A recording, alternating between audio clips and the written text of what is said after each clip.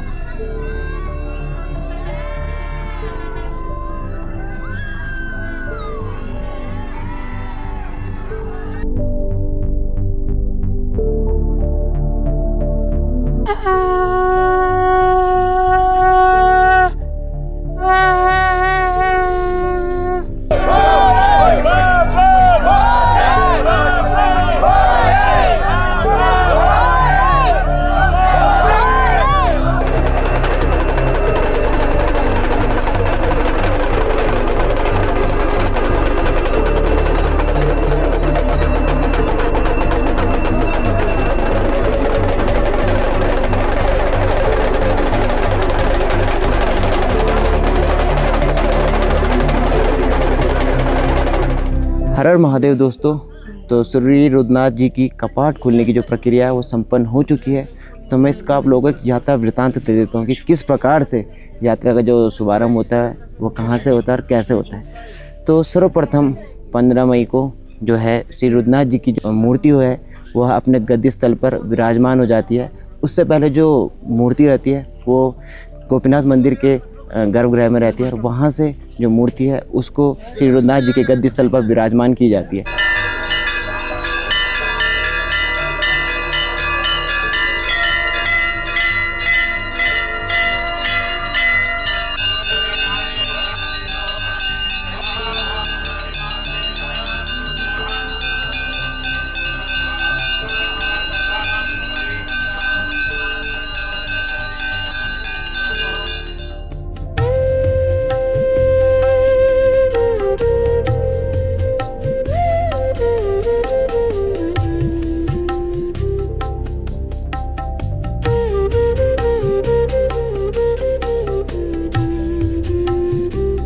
उसके पश्चात 17 मई 2026 को श्री रुद्रनाथ जी की पालकी है वह निकलती है गोपेश्वर गांव से और जो उसका कार्यक्रम होता है बहुत ही भव्य तरीके से होता है। उस भव्य तरीके में लगभग हजारों लोग पूरी इस यात्रा में जुड़े हुए थे। जो इसका शुभारंभ होता है वो गोपीनाथ मंदिर से होता है। गोपीनाथ मंदिर के पीछे एक बहुत सुंदर सा प्रांगण है, वहाँ से जो श्री रुद्रनाथ जी की डोली है वह पालकी में विराजमान होती है।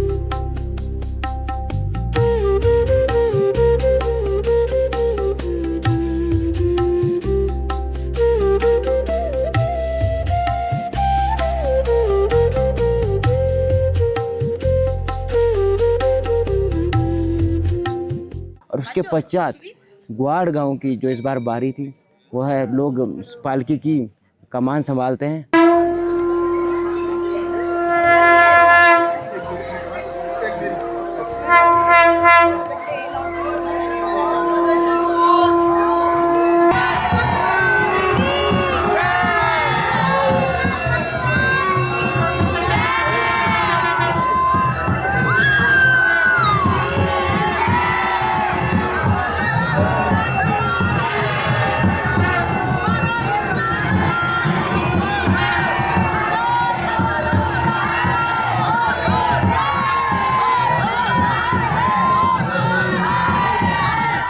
और उसके पश्चात गोपेश्वर गांव के रास्तों के बीच से होते हुए जो पालकी है वह पहुंचती है मुर्गी फार्म, जो कि गोपेश्वर गांव का एक हिस्सा है।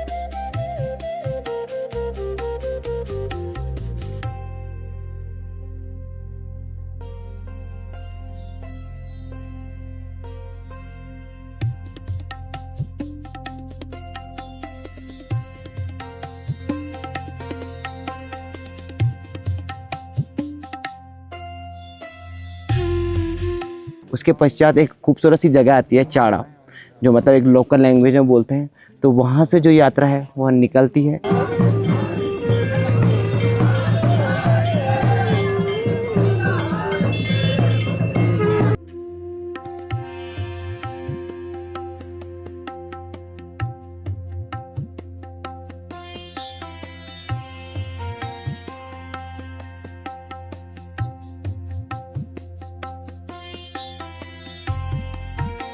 जो सबसे पहला गांव आता है गंगोल गांव, वहाँ पर जो गांव की महिलाएं हैं, जो गांव के लोग हैं, वह श्री रुद्रनाथ जी की पालकी का स्वागत एवं अभिनंदन करते हैं और फूल मालाओं से बहुत ही भव्य तरीके से जो ये स्वागत होता है, बहुत ही अद्भुत और अविश्वसनीय रहता है। और इस बार तो वहाँ पर मुझे ऐसा लगा कि हज़ारों करोड़, मतलब मेरे लाइफ का जो एक्सपीरियंस है, हज़ारों लोग वहाँ पर पहुँचकर जो श्री रुद्रनाथ जी की पालकी के दर्शन कर रहे थे।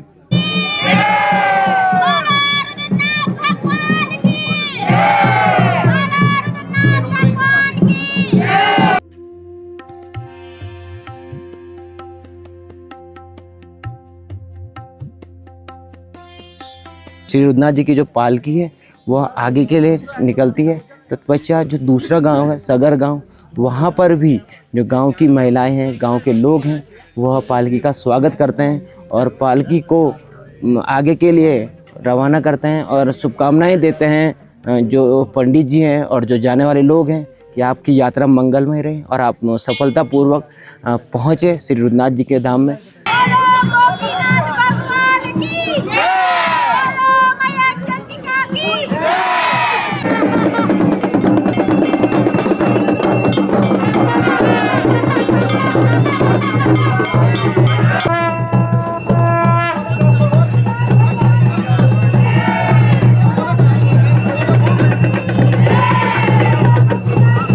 तथा इसके पश्चात आप लोग श्री रुद्रनाथ जी के धाम में पहुंचने के लिए विभिन्न प्रकार के गाँवों से होकर भी आ सकते हैं, जिसमें से आप गंगोल गांव से भी यात्रा शुरू कर सकते हैं, आप सगर से भी यात्रा शुरू कर सकते हैं, आप ग्वाड़ से भी यात्रा शुरू कर सकते हैं, आप देवलधार से भी यात्रा शुरू कर सकते हैं, आप मंडल से भी यात्रा शुरू कर सकते हैं और आप डुमुक कलगोट से, जो कि यहाँ से आप मेरे पीछे देख रहे हो, यहाँ से भी यात्रा जो है आप लोग कर सकते हैं। हर हर महादेव। आप सभी लोगों का स्वागत है हमारे पंच केदार में से एक केदार श्री रुद्रनाथ जी के धाम में, जिसके आज कपाट खुल चुके हैं 18 तारीख को। और आपसे यही रिक्वेस्ट रहेगा, जब भी आप यहाँ विजिट करें एक बार लोकल लोगों से क्वेरी जरूर करें, क्योंकि मैक्सिमम लोगों का ये है कि यहाँ पे बुकिंग स्लॉट्स फुल हो चुके हैं। सो जब भी आप विजिट करें एक बार जरूर क्वेरी करके जरूर आएँ।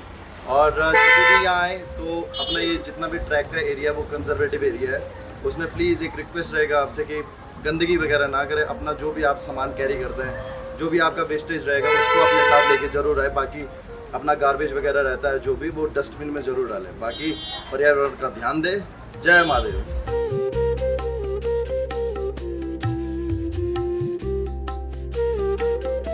जो यात्रा आगे बढ़ती है वह बढ़ती है ग्वाड़ गांव में, और ग्वाड़ गांव में जो यात्रा है वह गांव की जो महिलाएं हैं वो गांव के जो मुख्य द्वार होता है वहां पर पालकी का स्वागत करने के लिए पहुंचती है, फूल मालाओं से, धूप अगरबत्तियों से। और जिस प्रकार से उनके अंदर एक रोमांच रहता है कि हाँ इस बार हमारी बारी है और हमें इस बार कमान संभालनी है, तो वहाँ की महिलाएं और वहाँ के जितने भी जनमानस हैं सभी लोग वहाँ पर पहुँचकर पालकी को एकदम अविश्वसनीय रूप से स्वागत करते हैं।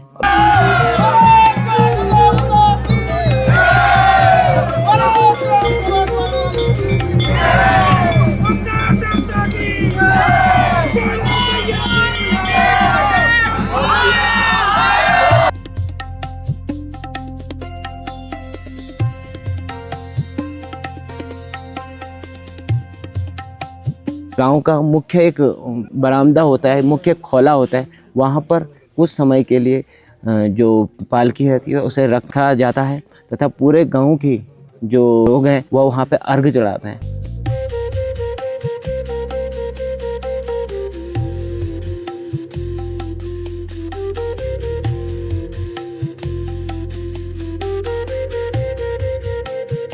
अर्घ का मैं आप लोगों को भावार्थ बता दूं कि हर एक घर से एक थाली में आपका चावल, अगरबत्ती, फल, फूल और आपके जितनी भी चीज़ें हैं वो भगवान को अर्पण किया जाता है।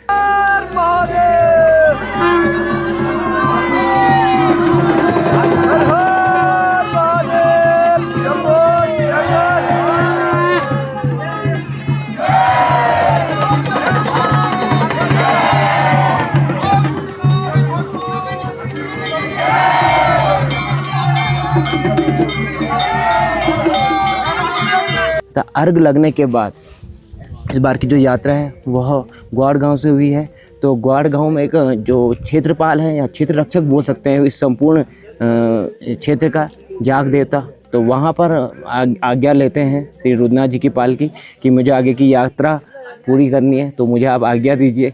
तत्पश्चात जाग देवता से जो है यात्रा की जो आज्ञा मिलने के बाद जो एक पड़ाव है केलुड़ी, तो केलुड़ी में जो पालकी है वो पहुंचती है। तो उसके पश्चात केलुड़ी से जो यात्रा है वह आगे के लिए बढ़ती है।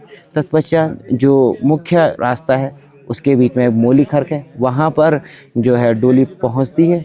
तत्पश्चात उसके बाद जो रात्रि विश्राम रहता है, रात्रि विश्राम के लिए तो जगह पहले ही निश्चित कर ली जाती है कि मोली खर्क में रुकेगी या लुईटी में रुकेगी या पनार में रुकेगी। तो इस बार यह है कि पनार में जो व्यवस्थाएं हैं वह यहाँ पर फॉरेस्ट के द्वारा हटा दी गई है, तो इसलिए जो रात्रि जो विश्राम है वह लुईटी में रखा गया है। तो वहाँ पर जिस प्रकार से इस बार की जो व्यवस्थाएँ हैं थोड़ा सा चिंतनीय है, और चिंतनीय इसीलिए है क्योंकि बहुत सारे जो यात्री हैं, बहुत सारे जो श्रद्धालु हैं यहाँ पे पहुँचे हैं। अच्छी बात है, आप लोग यात्रा में आ रहे हैं, लेकिन आप लोग जो लोकल लोग हैं या लोकल जितने भी यहाँ पे जानकार हैं उनसे आप लोग यहाँ की जानकारी प्राप्त नहीं कर रहे हैं कि किस प्रकार से यहाँ पे रहने की व्यवस्था होगी, किस प्रकार से यहाँ पे आप लोग रात्रि विश्राम करेंगे। तो इस बार जो थोड़ा सा यात्रा है वह मतलब अधिक जनमानस यहाँ पे पहुँच चुके थे और व्यवस्थाएँ सीमित हैं। तो मैं यही कहना चाहता हूँ कि आप लोग पहुँच रहे हैं रुद्रनाथ धाम में, तो आप लोग एक बार जो यहाँ के लोकल हैं वह यहाँ पे पूछ लीजिए, उनसे ये बात मतलब अपनी चर्चाएं कर लीजिए कि हमें रुद्रनाथ जी की यात्रा करनी है और हम किस प्रकार से रुद्रनाथ जी की यात्रा करें, किस प्रकार से हम रात्रि विश्राम करें और कितने दिन में हम लोग रुद्रनाथ धाम में पहुँच सकते हैं। बहुत सारी चीज़ें ऐसी हैं कि जो मतलब हर साल बदलती रहती है, और आप लोग यहाँ पर जो है ऑनलाइन बुक कर लेते हैं, आप लोग ऑनलाइन देख लेते हैं इंस्टाग्राम पे, सोशल मीडिया, यूट्यूब पे। तो हर साल के जो यहाँ का परिवेश है, जो यहाँ का वातावरण है वह बदल रहा है, तो जिसकी वजह से यहाँ की जो चीज़ें हैं वो अभी थोड़ा सा उस हिसाब से ढल नहीं पा रही है। तो जो रात्रि विश्राम रहा वह रात्रि विश्राम रहा लुईटी बुग्याल में, और उसके पश्चात हमने रात्रि विश्राम से पहले जो सायंकाल आरती होती है और यहाँ पर मुख्य पुजारी द्वारा की जाती है।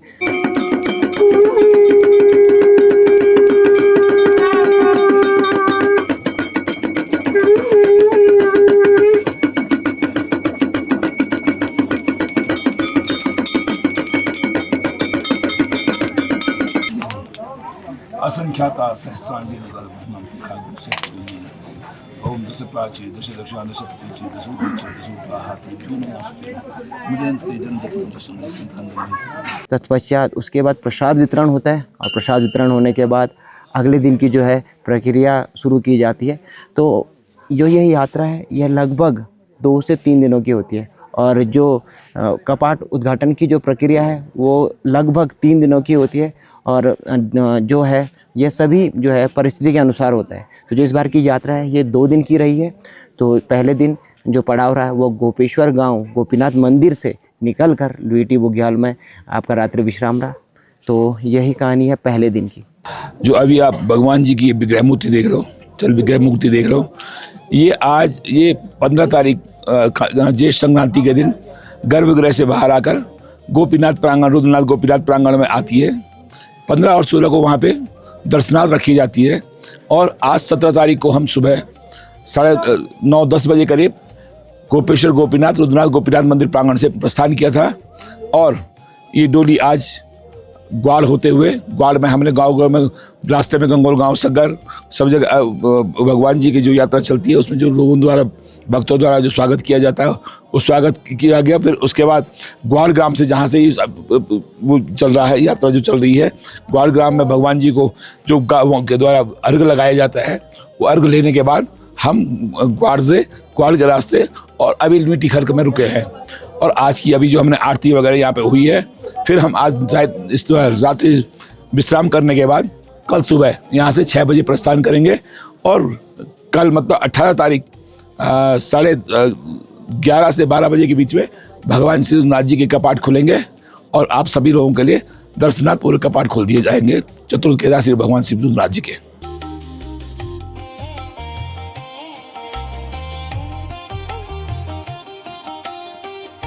मेरा नाम अखिलेश योसनवाल, ग्राम डुमक के निवासी है। मैं पंडित जी को लेने आ रखा हूँ। यहाँ कल सागर से चढ़े कम से कम 2:30-3 बजे वहाँ पहुँचा और वहाँ से 3 बजे शुरू किया हमने। यहाँ 5-5:30 बजे के पहुँच गए थे। आज यहाँ से रुद्रनाथ करेंगे। हर हर महादेव, सबकी यात्रा मंगलमय हो। हर हर महादेव। मैं संजना हूँ, मैं लखनऊ से आई हूँ। हम लोग परसों निकले हैं बट कल रात में हम यहाँ पहुँचे हैं इतने डिफ़िकल्ट के बाद। आप देख सकते हो कितना पहाड़ ये वो, मतलब इतना कुछ पार करके हम आए हैं। उसके बाद भी हमें रात में स्टे नहीं मिल रहा था। बहुत मुश्किल से मुझे एक स्टे मिला है। वहाँ पे हम लोग 20+ लोग थे, जहाँ पे लोग 10+ रुक सकते हैं, वहाँ पे हम डबल रुके थे। इतनी मुश्किल हुई हमें, रात भर कोई सही से सोया नहीं। तो मैं बस ये बोलना चाहूँगी कि यहाँ के गवर्नमेंट को कुछ करना चाहिए, अरेंजमेंट करनी चाहिए। यहाँ के टेंट और ज़्यादा इंक्रीमेंट करानी चाहिए ताकि लोगों को कम परेशानी हो। परेशानी बहुत ज़्यादा है यहाँ पे लोगों को, बस। और अब हम आगे चलते हैं, दूसरे दिन की जो यात्रा है उसके बारे में चर्चा करते हैं। तो जो दूसरे दिन की यात्रा है वह सुबह 5 बजे से शुरू हुई है, जिसमें यह है कि लुईटी बुग्याल से जो है यात्रा शुरू हुई है, जिसमें जो हमारे मुख्य पुजारी हैं वह घोड़े में बैठ के अपनी यात्रा को शुरू करते हैं, तथा जो ग्वाड़ गांव के मेज़बानी कर रहे हैं, जितने भी वहाँ के जनमानस हैं, वह डोली और पालकी को लेके आगे के लिए बढ़ते हैं।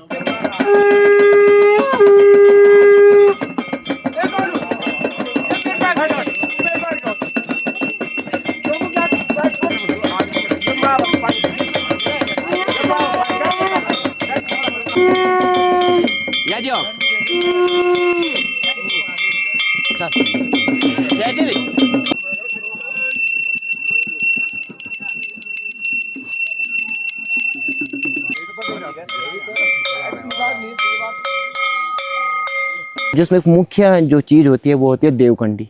तो आपको देवकंडी के साथ साथ पालकी को भी लेकर चलना पड़ता है। जो पालकी और देवकंडी का संबंध है बहुत ही अद्भुत है। तो आप लोगों को मैं यह भी बता दूं, जो पालकी होती है और जो देवकंडी है, देवकंडी में संपूर्ण जो सामग्री होती है, श्रृंगार से लेके जो भी चीज़ हम प्रयोग करेंगे वह सब देवकंडी के अंदर ही विराजमान होती है। तो लुईटी से हम धीरे धीरे करके आगे के लिए बढ़ते हैं और हम जब पहुँचते हैं तो वह हम पहुँचते हैं इस पूरी यात्रा का एक सबसे खूबसूरत जो मतलब पड़ाव बोल सकते हैं हम लोग, और बहुत खूबसूरत सा स्थान पनार बुग्याल।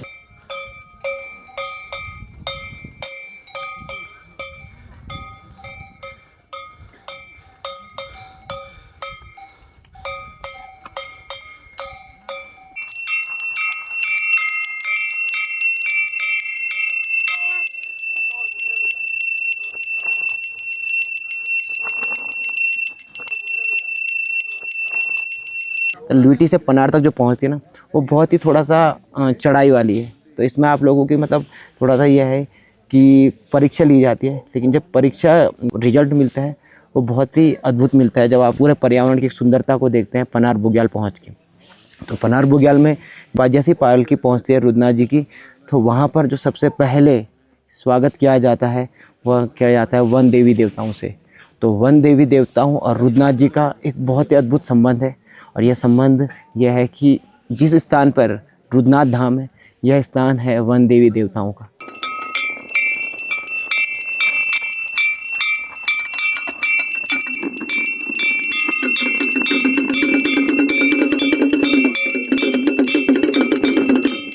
तो यहाँ पर भी यही कहा जाता है कि वन देवी देवताओं से ही सबसे पहले आज्ञा ली जाती है कि हम आपके द्वार में पहुंच रहे हैं, हम आपके क्षेत्र में प्रवेश कर रहे हैं, तो हमसे जो भी गलतियां होंगी वो हमसे बूढ़ माफ़ करना।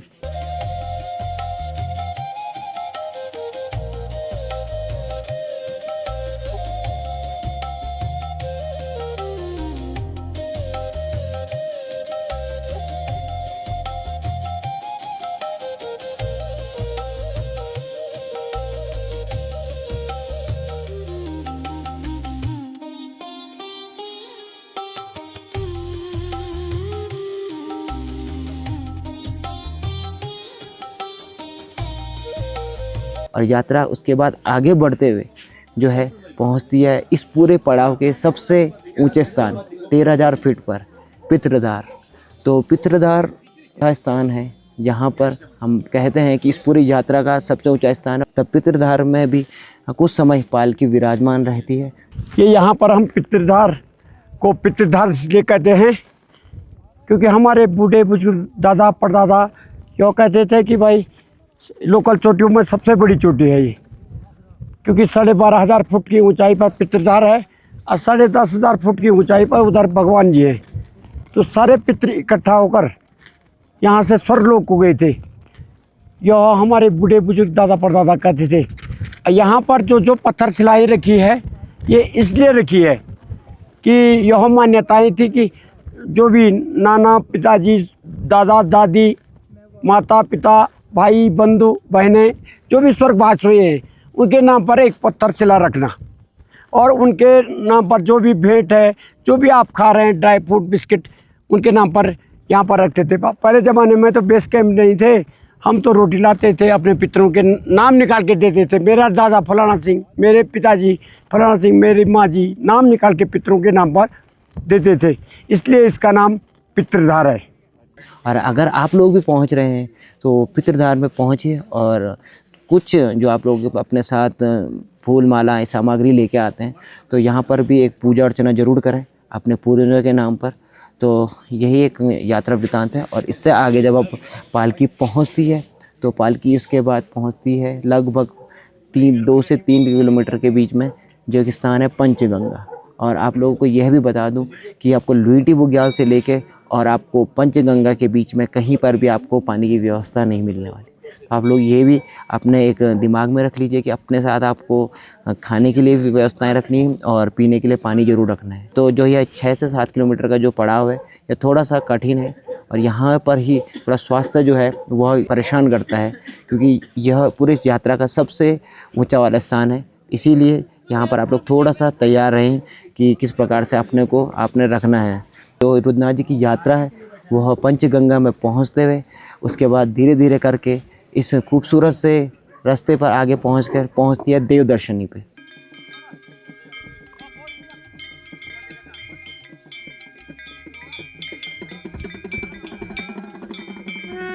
तो देवदर्शनी वह एक ऐसा स्थान है जहाँ से श्री रुद्रनाथ धाम के प्रथम दर्शन होते हैं और यहीं से जो होता है पालकी और रुद्रनाथ धाम का जो पहला मनमोहक दर्शन होते हैं वो बहुत ही अद्भुत रहता है और यहीं से संबंध होता है। तो जो रुद्रनाथ धाम की पालकी को लेके आते हैं तो वह शंखनाद करके अपनी उपस्थिति के बारे में बताते हैं कि हम लोग रुद्रनाथ धाम में प्रवेश कर चुके हैं तथा उसके पश्चात बहुत ही खूबसूरत सा लगभग आप लोग को 1 किलोमीटर की यात्रा करनी पड़ेगी। और उसके जैसा आपको पीछे दिखेगा जब रुद्रनाथ जी की पालकी पहुंचती है ना तो उसके पीछे संपूर्ण जितना भी हिमालय है वो बहुत ही अनमोहक और बहुत ही अद्भुत लगता है।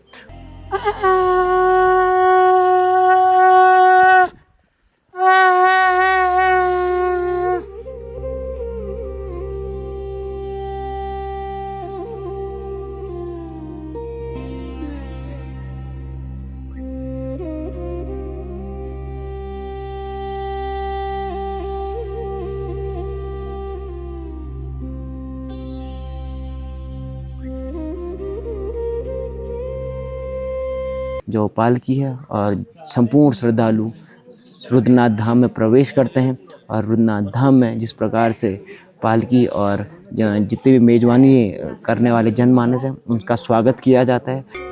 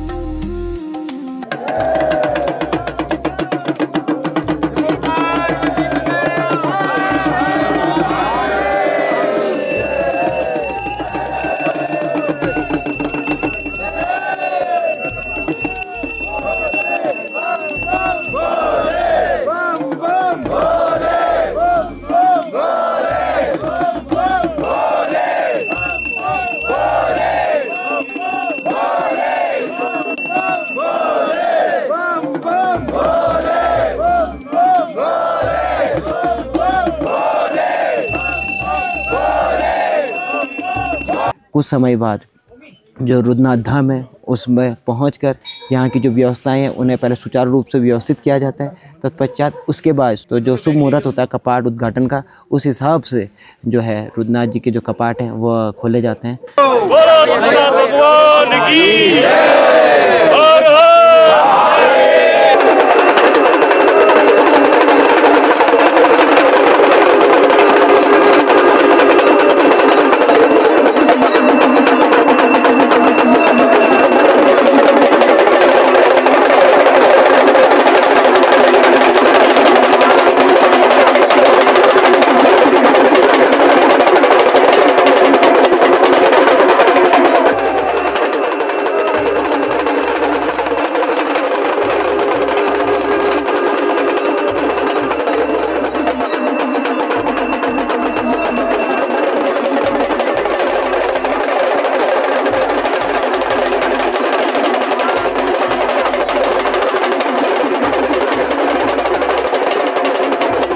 इस बार जो उद्घाटन के समय उपस्थिति रहे श्रद्धालुओं के लगभग जितना मुझे देखने को मिला वह लगभग 500 से 600 से भी अधिक जितने लोग हैं, मुझे ऐसा लगा कि हाँ बहुत ही ज़्यादा अधिक श्रद्धालु हैं।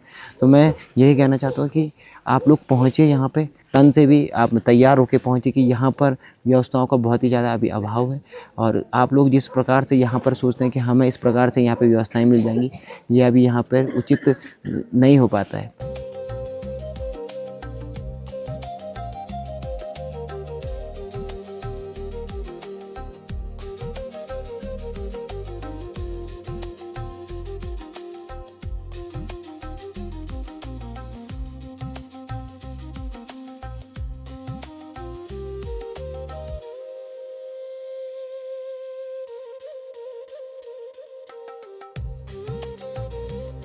आज भगवान श्री रुद्रनाथ जी के कपाट सभी श्रद्धालुओं के लिए खोले गए हैं।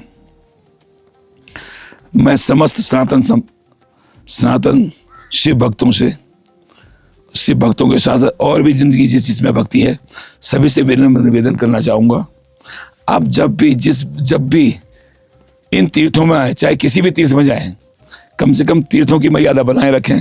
और जब आप जो रुद्रनाथ क्षेत्र में आते हो, ये रुद्रनाथ क्षेत्र इतना पवित्र क्षेत्र है, ये आपको सेंचुरी तो है ही साथ में, लेकिन हमारा जो पुराना जो हमारे पौराणिक होती कहाँ उसमें वो लोगों की मान्यताएं थी, पन्नार से ऊपर जूते पहन के हम लोग आते नहीं थे। पितृधार और जो बीच में आप अनुसया के बीच का जो रास्ता देखेंगे वहाँ बोलना, चलना, थूकना, किसी भी प्रकार का वो करना वर्जित था। रुद्रनाथ की जो भूमि है ये बिल्कुल पवित्र भूमि है। इसकी पवित्रता, इसकी मर्यादाएं बना के रखो। अभी जैसे पीछे हमारे यहाँ सरस्वती कुंड है, लोग मौज मस्ती मारने के लिए है, ये मस्ती मारने का कुंड नहीं है। आप बैठिए, ध्यान करिए, फोटो खींचो, फोटो खींचने के कोई मना नहीं कर रहा, पर लेकिन जो जिस तरह से आप बदतमीजी कर रहे हो, उस पानी में जा रहे हो, वहाँ पे एक वो बनाया गया है आपके लिए डब्बा। किसी को नहाना है उस जल से तो जल लेके उसमें जूते लेके नहीं जाए। और जिस ढंग से वहाँ पे आप लोगों ने जो माहौल बना रखा है वो गोवा बीच वाला माहौल बन रहा है। इस सरस्वती कुंड के अंदर वो गोवा बीच नहीं बन सकता है, क्योंकि हमारा ये तीर्थ है, तीर्थ क्षेत्र है, उसका नाम ही सरस्वती कुंड है। नीचे हमारा सूर्य कुंड है। कल कुछ लोग वहाँ पे नहा रहे थे, अच्छा नहीं लग रहा था। ये जो हमारा पूरा तीर्थ है इसमें इतनी पवित्रता बनाए रखे। अपने साथ लाए हुए जितनी गंदगी, चाहे आपके अगरबत्ती के रैपर वगैरह, मोमबत्ती, धूपबत्ती, किसी के भी रैपर है वो साथ में लेके जाएं, या किसी प्रकार का गंदा न करें। हमारे तीर्थों को पवित्र रखें। आप लोगों से मैं उम्मीद करूंगा कि आप लोगों की आत्मा में विराजमान शिव तत्व इतने पवित्र हो कि आपके चेहरे का ओज अलग हो, ओज अलग दिखे। क्योंकि जो ये हमारी यात्रा है, आप लोगों के माध्यम से मैं क्षमा चाहूँगा। अभी हमारे पास यहाँ व्यवस्थाएं नहीं है। जिस तरह से जो भीड़ आ रही है, लोग बाहर सो रहे हैं, अच्छा नहीं लग रहा हमें भी। हम ये कह रहे जो लोग आए हैं पहले पूरी अपनी व्यवस्थाओं के बारे में, रुद्रनाथ के बारे में पूरे जाने। रुद्रनाथ में कोई प्रॉपर ऐसी व्यवस्थाएं अभी नहीं बन पाई है जैसा आप लोग चाहते हैं।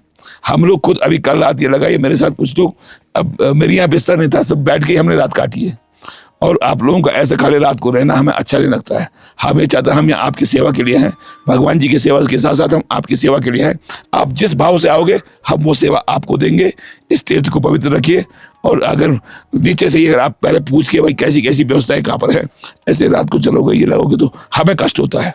आप लोग बाहर रहोगे तो अच्छा नहीं लगता है कि आप लोग बाहर हैं और हम अंदर बैठे हैं। आपके लिए किसी भी खाने पीने, रहने सोने में कोई भी कमी हम आपको नहीं देना चाहेंगे। आप कम से कम लिमिट में यहाँ पे आओगे व्यवस्थित होकर आओगे, हम आपकी सेवा करेंगे, भगवान जी के साथ साथ हम आपकी सेवा करेंगे। और जैसे इस हिसाब से भीड़ आ रही है भाई, इतनी लिमिट है नहीं यहाँ पे जिस हिसाब से भीड़ है। हम अभी भी हम आप वही कह रहे हैं कि आप पूछ कर और देखिए कहाँ कितने लोग हैं, और अपने साथ अपनी व्यवस्थाएं जरूर लेके आइए। अपने गर्म कपड़े लेके आइए, अपना छाता लेके आइए, रेन कोट लेके आए, मैंने इस हिसाब से आइए कि अगर बाई द कभी ऐसी स्थिति बनती है तो आप अपने को सुरक्षित रख सकें, बारिश से, उससे, बर्फ से, ठंड से। और अपना स्लीपिंग बैग वगैरह जरूर साथ में लेके आए। ऐसा ही ना समझे कि यहाँ पर सब कुछ हो। अपना स्लीपिंग बैग, अपना रेनकोट, अपनी व्यवस्थाएं इस हिसाब से लेके आए कि जिससे आपको अगर बाई दी ऐसी व्यवस्था नहीं बने तो हम रहने की कोशिश करेंगे, आप लोगों को कष्ट न दें। प्रभु जी कष्ट दें वो तो बात अलग है, पर लेकिन हम भी चाहते हैं कि जिस तरह से मैं 2 दिन से देख रहा हूँ, मुझे भी कष्ट हो रहा है, चाहे यूनिटी में लोग रहे, चाहे कल रात लोग बाहर ताप के आग सेक के रह रहे थे, वो अच्छा नहीं लग रहा। इसलिए आप लोगों से मैं निवेदन करना चाहूँगा कि आप लोग व्यवस्थित होकर आइए, और एक मात्रा में, सीमित मात्रा में आप रुद्रनाथ में आए। आपकी सेवा, आपकी व्यवस्था करना हमारा काम है। आपको ऐसे रात को बाहर सोने नहीं देंगे। धन्यवाद।